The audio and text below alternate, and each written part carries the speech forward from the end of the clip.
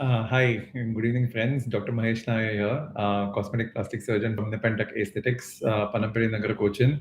And I'm back with a YouTube live after a very long time. Usually it's been Instagram live because, it's more easier to interact with you guys right across the platform where you can ask questions and I can answer them immediately. But it was suggested to me that, I should be having a YouTube live as well because when you guys search on YouTube, because primarily the videos are there on YouTube. Even my other videos are there where you can get more information without any interruption. I would say because interruptions come from questions asked during the live session.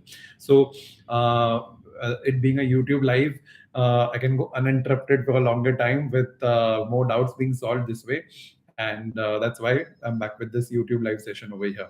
So this session has been I have been wanting to do this session since long, mainly because it covers two perplexing issues, especially when patients keep asking me like. A breast augmentation and a breast lift. See, technically both are very easy to distinguish, but then there are cases or then there are individuals where we ourselves as plastic surgeons find it difficult to explain whether you need exactly an augmentation or a lift, or when sometimes patients refuse a particular procedure and ask whether this can lead to that result, and so on and so forth. So where I'm talking of the cases or the people or the regions where there are the gray zones, where you can do an augmentation or where you can do an lift or you can do both together, or in some individuals that may be needed as well.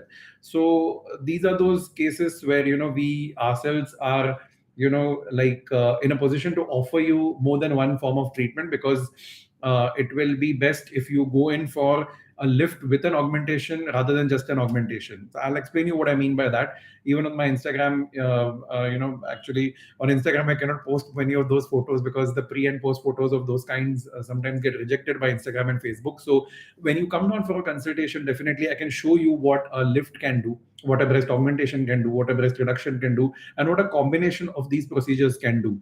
So I know it's a little difficult for you to understand, because when we were learning all this in the med school, when we were getting trained for breast related surgeries, it was confusing for us also. Like, how can a lift lead to an increase in size, or how can an increase in size lead to lift?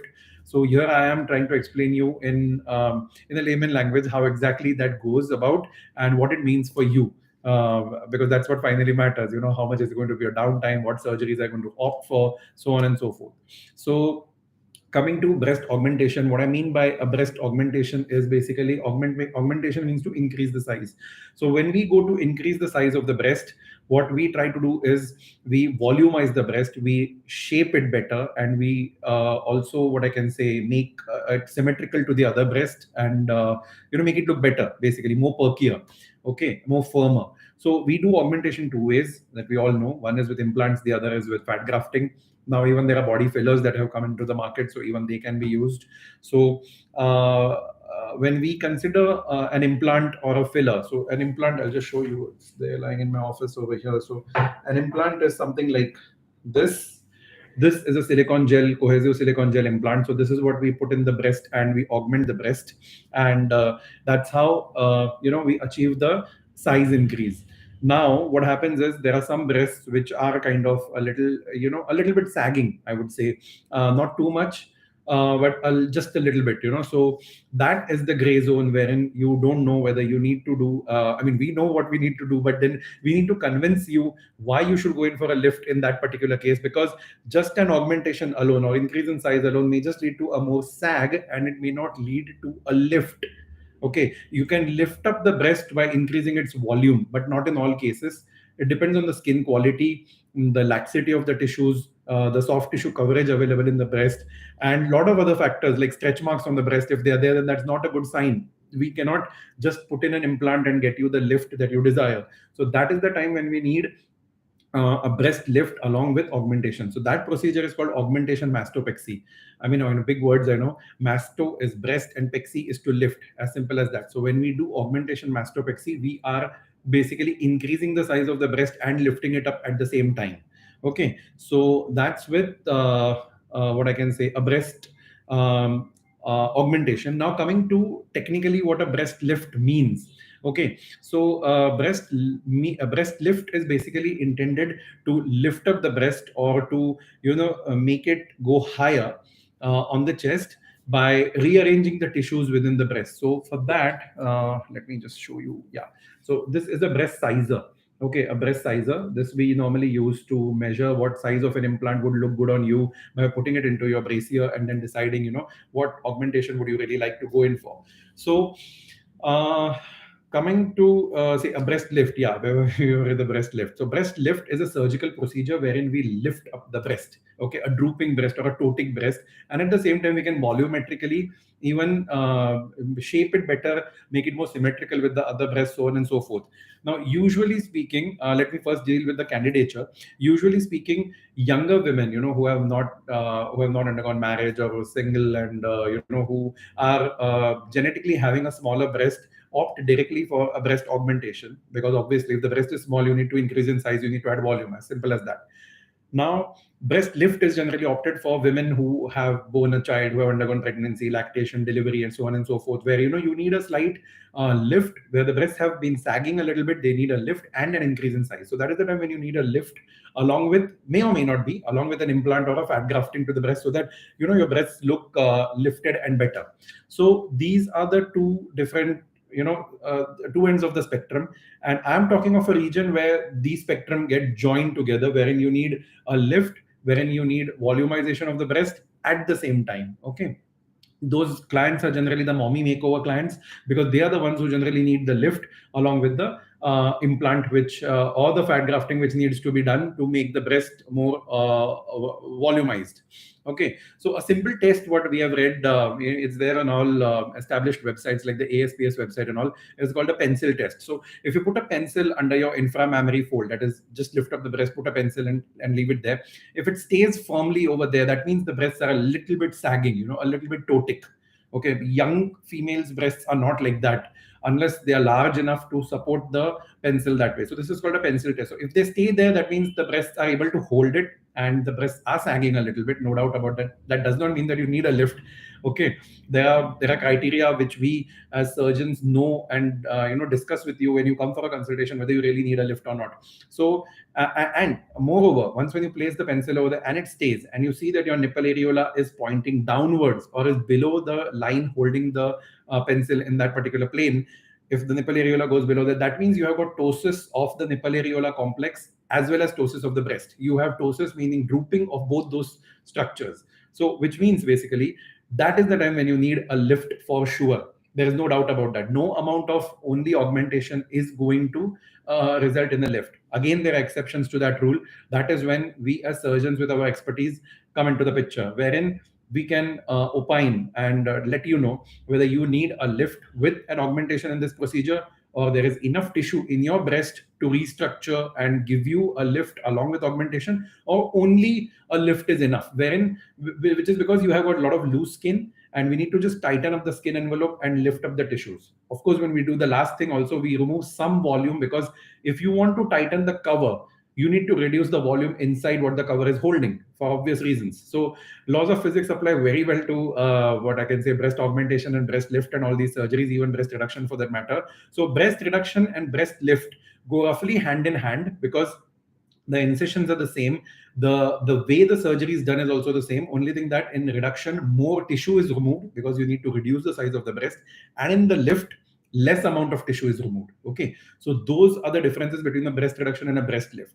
Now, coming to the concept of breast lift with augmentation, that is called augmentation mastopexy. So sometimes what happens is, post lactation especially, the breasts involute or the glands atrophy, and the breast starts sagging along with deflation. What that means is basically the breast loses its volume, and say it is like this to begin with, and then it goes to this side. So see the volume. Okay, it not only reduces in volume, but it also reduces in the it also starts sagging, so that your pencil test becomes positive.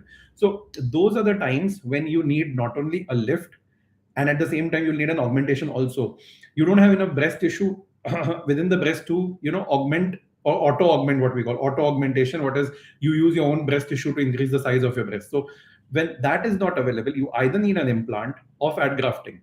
And if you go by our opinion generally on this, we prefer the implant in this kind of a case, because an implant is more firmer, It gives more solid, robust support and holds all the tissues together very well around it. Like you can make a good construct of a breast around it rather than with fat grafting, because fat is basically semi-solid or liquid and it flows. It doesn't retain, fat is fluid basically. It doesn't retain a particular shape or something. It takes up the shape of what it is put into and it just supports it from within. So in these kind of cases, of course, hybrid breast augmentation and all can be done. I'm not saying no, but hybrid meaning implant with fat grafting, but primarily a small to medium sized implant is basically needed to support the whole breast in case of an augmentation mastopexy.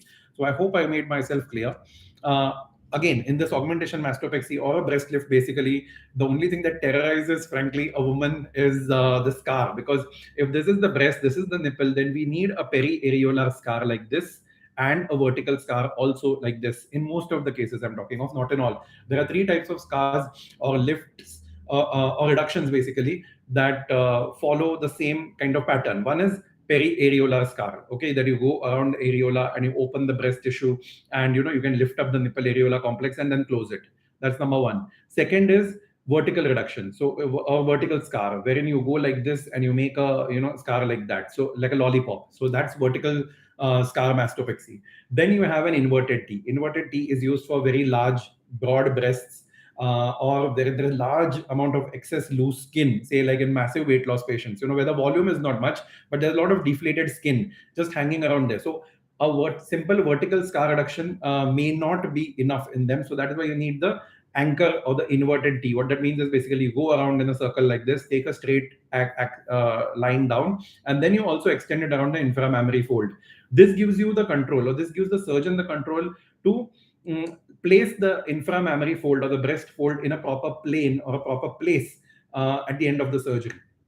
So you take a cut like this, and at the same time you take a cut like this. So this breast opens up, and then you can adjust the tissues or put in an implant from below and close it all on top of the implant, or so on and so forth. So that gives the surgeon more access and more liberty to remold or reshape the breast. A periareolar incision of course limits the amount of dissection that one can do, or opening up of the breast that one can do to reshape the breast. So it depends what kind of a reduction or a lift you basically need, whether your breast is a candidate for that kind of a lift or not. So these all factors are very much decided by the surgeon. There's no algorithm, or there's no machine to tell us, or no computer to tell us that whether this lift will suit you, or I mean this lift will be for you or not, kind of. So it's more of our experience and expertise that comes into play in such kind of scenarios.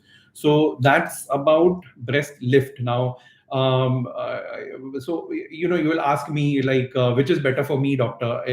Will a lift alone work, or will an augmentation alone work? Now there have been cases where the women simply refuse to go in for a lift surgery because they're afraid of the scar, and you need to like somehow augment the breast as well as lift it up. That is the time when we go in for a larger implant. Okay, so what that does is basically you volumize the breast to a little larger extent so that it automatically lifts itself up. That does not guarantee that the nipple areola complex is going to look up. Okay, it might still continue to look down. But the thing is, it at least volumizes and lifts up the breast. It is as simple as, have you seen a hot air balloon being filled up with hot air and then it rises up? It's similar to that. So you fill up the breast with a larger implant and it rises up. Okay, so the breast base remains where it is no matter what you do, but it rises up, and it gives an apparent feeling that it has undergone a lift, whereas it has not, to be honest. We generally do not recommend this because we don't like to insert very large implants because they have their own consequences to deal with later. The weight on the chest, you may not be feeling so comfortable to sleep with them because there's a weight added. Your upper back, your lower neck may start paining because you're not used to that much weight. And secondly, that even the tissues covering that large implant may thin out, I'm not saying will, but may thin out over a period of time and may develop a sag. So you never know. So it's best to go in for small to moderate sized implant when you consider an augmentation mastopexy, and trust us that this little scar over here is far better than having a large implant in you placed strategically to give you just a lift along with the augmentation. There is no plastic surgeon on earth will definitely love to do that kind of a surgery, basically where you just put in a large implant and you give the lift. There are cases which we have done. It's not unheard of. If all of us have basically done those cases when you're pushed to the wall, saying that no, you can't do a lift, but you will have to do just a breast implant. And that is the time when we choose a moderately large kind of breast implant, which will, the smallest of the largest, I would say, which will give you the desired result. So that is the what I can say, the augmentation alone procedure, which can give you the lift. And if you consider just a lift alone, like say a deflated breast, post pregnancy, and you want a lift, that can be lifted. But at the same time, if you have no tissue within the breast, your lift is going to look not so cool. It won't look perky. It won't have the firmness. It won't have the volume to support the structure. So you can't just do a lift if the breast has no tissue or supporting structure within it. So either you need fat, or you need an implant, a small implant, at least underneath your breast tissues, to just give it the volume or just give it the support. Sometimes we even have to go dual planing, that is retromuscular, to give the adequate firmness or support over which the breast is redraped. So either way, most of the mommy makeover cases, we prefer doing either a breast lift or a breast reduction or an augmentation mastopexy, that is lift with an implant. So that's mostly for the mommy makeover procedures. And if you consider a younger breast, wherein you just need an augmentation, that is the time when you go in either for the implant alone or fat grafting. So I hope that clarifies your doubts about which is better, an implant or an augmentation alone, or a combination of both, or what. The moral of the story is basically you should choose a board certified plastic surgeon, basically, to get these procedures done for you. Forget the procedures being done, at least the knowledge dissemination, that has to be from a proper source. So it's not like watching 10 YouTube videos, you're going to get the knowledge. At least this is like a trailer, it gives a precursor to what this concept is all about, and how we can communicate to you after examining you that what would be the best procedure for you.